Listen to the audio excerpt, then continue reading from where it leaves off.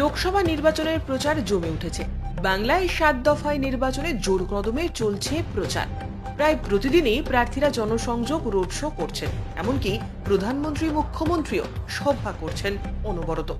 আজ উত্তরপাড়ার ভোট প্রচারে বেরিয়ে প্রধানমন্ত্রীর ঘন ঘন বাংলায় আসাকে কটাক্ষ করে বলেন, বাংলা থেকে নির্বাচনের লড়াই করুন না, বারাণসী থেকে কেন? আজ সকালে রঘুনাথপুর পঞ্চায়েত অঞ্চল থেকে প্রচার শুরু করে উত্তরপাড়া মাখলা এলাকায় রোড শো করে জনসংযোগ এবং নির্বাচনী প্রচার করেন শ্রীরামপুরের তৃণমূল কংগ্রেস প্রার্থী কল্যাণ বন্দ্যোপাধ্যায়। এদিন প্রচারে বেরিয়ে তিনি দাবি করেন, গত 5 বছর সাংসদ তহবিল থেকে যে টাকা পেয়েছেন তার পুরোটাই খরচ করেছেন। ডেভেলপমেন্টে কাজের খরচার নিরিখে তিনি বাংলার 1 নম্বর এমপি।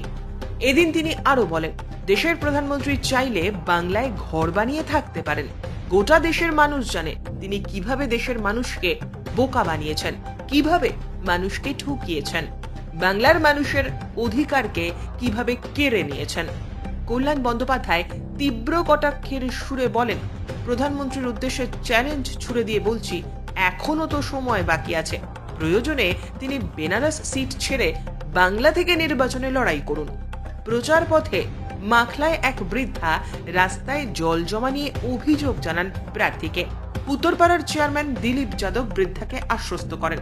প্রচারে কল্যাণ বন্দ্যোপাধ্যায়ের সঙ্গে ছিলেন উত্তরপাড়ার বিধায়ক কাঞ্চন মল্লিক সহ পুরসভার কাউন্সিলরেরা।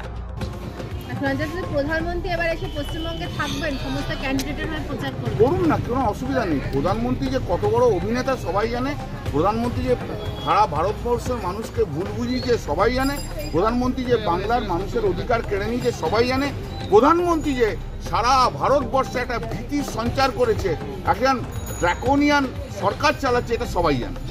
অর্থাৎ চিন্তা করার নেই, উনি থাকুন, ওরা এখানে ঘর টর করে থাকুন না, উনি একটা কাজ করলেন না, এখনো তো সময় আছে, উনি একটা এতে কন্টেস্ট করে দিন না, এখানে থেকে কন্টেস্ট করুন। বেনারসে কেন জিতবো? খুব ভালো ভোট। আমি তো আগেই বারবার বলেছি, একই কথা আপনারা প্রতিদিন প্রশ্ন করেন, আবার একই কথা আমাকে প্রতিদিন উত্তর দিতে হবে। 1.5 লাখ ভোটের ওপরে বেশি জিতবো, ব্যাস। হ্যাঁ, তারা প্রতিদ্বন্দ্বিতা করছে, আমি কাউকে বড় ছোট করতে যাই না। জানেন না তাই জন্য বলছেন, উনি জানতে হবে তো, উনি জানেন না তাই জন্য বলছেন। আমি হচ্ছি ওয়েস্ট বেঙ্গলের 1 নম্বর এমপি, যে ইন্টারেস্ট সহ নিজের ফান্ড, তারপর হচ্ছে অন্যান্য এমপিরা খরচা করতে পারে না তাদের ফান্ড, এই যে টাকাগুলো তার সঙ্গে যে ইন্টারেস্ট, সেই ইন্টারেস্ট সহ 3 বছরে 18 crores পেয়েছি। 2 বছর তো পাইনি, 18 crores পেয়েছি। 18 crores খরচা করে, শুধু খরচা না, তার 90% খরচা মানে কাজ হয়ে গেছে। শ্রীরামপুর লোকসভা কেন্দ্রে প্রধান একজন করে বলো, আপনি শুনুন না, আর কে আছে?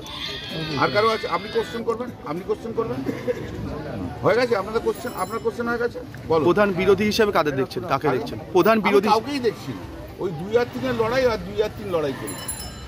Thank you.